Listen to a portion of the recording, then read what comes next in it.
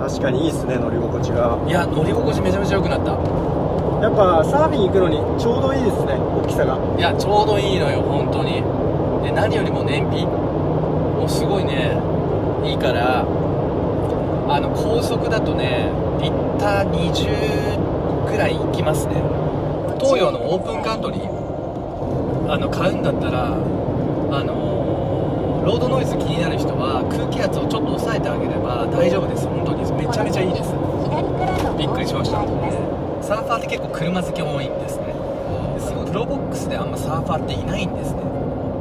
逆にねあえてそのプロボックスちょっとカスタムして海に行くっていうスタイルっていうのをちょっといろいろね提案していきたいなっていうふうに思ってます。あとあれですよね、意外とこういう週末って海の駐車場も混みがちで、大きい車だと止めづらいみたいなこともやっぱあったりするんで、これぐらいだと隙間止めれますもんね。そうそれはね本当におっしゃる通りで、特にいい波のところってめちゃめちゃ車混むからすげえ止めづらかったり、あとね止めづらいもそうなんだけど出づらいがマジ多い。止めるのはなんとか止められても出るのがめちゃめちゃ出づらいっていうのがあるんですけど、プロボックスだったらもう瞬殺で出れるし瞬殺で止められるしいいとこばっかりです。あとさなんか高級車だとちょっとなんか枝とかに擦りたくないとかぶつけたくないみたいなのあるじゃないですか。逆に盗難も怖いですよね、高級車だと車上荒らしとか。それはね面白い。それあるわ。多分プロボックスは車上荒らし合いづらいと思うし、もしかしたら業者さんかもしんないとか、そうですね、業者かもとか。そうそうあえて狙ってけはいかないですよね。そうそうあえてわざとプロボックスの窓ガラス割って中取りますかっていう、それはねマジであるかもしれない。やっぱこの、業務車っていうんですか、プロボックス含めハイエースとかって、運転席以外に乗っちゃうと、やっぱ腰痛くなっちゃうとか、長時間辛いっていうのはやっぱイメージ持ってたんですよ。それはみんな言うよね。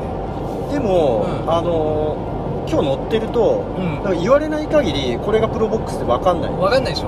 めちゃめちゃ快適。いやもう思わずちょっと寝ちゃいそうになりましたね、そのぐらい快適だよね。全然全然快適だよね。静音性は違うと思うけど全然十分っしょこれでっていう。ちょっとこうイメージが先行しちゃってますよね、業務用の車っていう。だから俺はねそういうのを変えたいんですよ本当に思いとして。なんかこういう車乗ってたらかっこ悪いとか、人からこう思われたいからいい車乗りたいとか、自分の価値観でちゃんと生きなきゃダメだよねっていう。だから周りとかも、どうでもいいっていうか、自分がこの車好きだと思ったらそれでいいじゃんっていう本当で、そういうだからそういうのもあって俺プロボックスにしたっていうのもあるんですけど、なんか価値観を自分の基準で全部決めていくっていう人生を、40代も超えてきたし、こっからそういう人生もっと過ごしたいなと思ってますね。本当に真面目な話にしちゃいましたけどこれまでのね歴代の軽築の車僕も見てきましたけど、日本車乗ってなかったですもんね。乗ってないですね。初めての国産車、初めての日本車ですよ。でもねぶっちゃけね本当一番いいんじゃねえかなって思ってる。そうですよね、もう、トヨタ間違いないですもんね。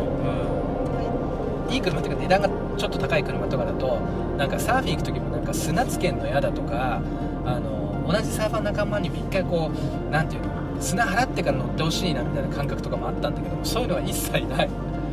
とりあえずバカバカ使うっしょみたいな感じですね。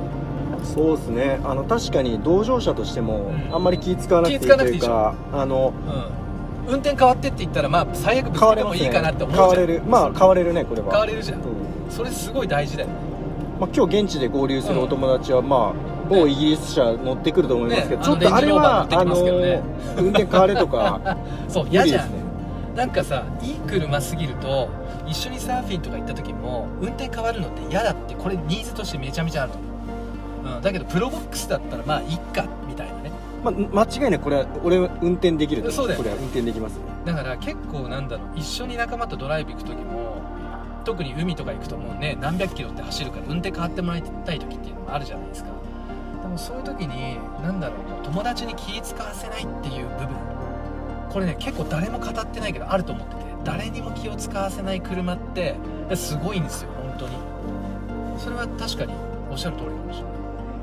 でまさに俺こういう細い田舎の路地っていうんですか、こういうところはやっぱ大きい車通れないなっていう。それはそういう意味ではね、今さらっと避けましたもんね。さらっとね、確かにもう余裕でポンって避けられちゃう感じはあるね。ここも本当一車線の結構細い道細いからねだけど、行けますね。全然いける。やっぱこの全体的な扱いやすさみたいなのはすごくある。あとなんか男しか多分プロボックスで乗ってないけど、これ女の人超おすすめだね俺。いいかもしれない。女の人超おすすめだ。買い物してもさ、後ろにボンって積めるしね、ぶつけても別になんかいっかみたいに思えるし、運転苦手な人にもめちゃめちゃ運転苦手な人めちゃめちゃいいかも。おすすめですよね。それこそ僕の友達、運転一番苦手な人がプロボックス買って毎日運転が楽しくなったって言ってたからね。すごいそれは、そうだよ、本当まさにそうだよ。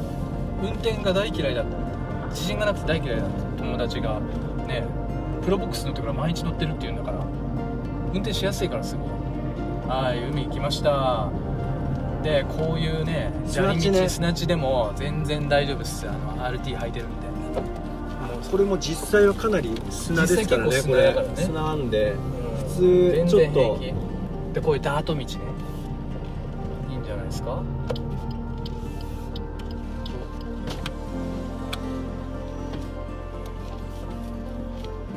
そういう見上がりにゆっくりするには最高のベストな高さなんですよ。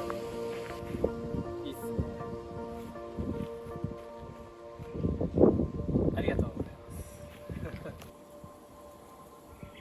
今日現在、260名を超えるチャンネル登録、皆さん本当にありがとうございます。皆さんのおかげでなんとか続けられそうです。良い週末をお過ごしください。それではまた来週。